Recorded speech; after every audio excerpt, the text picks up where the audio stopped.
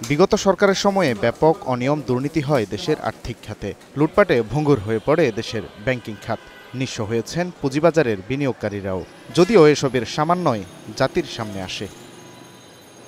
বুধবার রাজধানীর একটি হোটেলে আয়োজিত অ্যাকাউন্টিং অ্যান্ড অডিট সামিটে বক্তারা জানান, আর্থিক প্রতিবেদনের নিরীক্ষায় অস্বচ্ছতার কারণেই সামনে আসেনি লুটপাটের অনেক তথ্য। There are paid accountants for Mr. Rahman to introduce the financial statements. অনুষ্ঠানে বাংলাদেশ ব্যাংকের গভর্নর বলেন, মানসম্পন্ন আর্থিক প্রতিবেদন ছাড়া আস্থা বাড়বে না বিনিয়োগকারী ও সাধারণ মানুষের। We all know that without improvement, স্বচ্ছ আর্থিক প্রতিবেদন ছাড়া সামষ্টিক অর্থনীতির কোনো উন্নতি করা সম্ভব নয়। এটি স্বচ্ছ না হলে বিনিয়োগকারীদের আকর্ষণ করবে না, মানুষ আস্থা পাবে না। the confidence of our investors.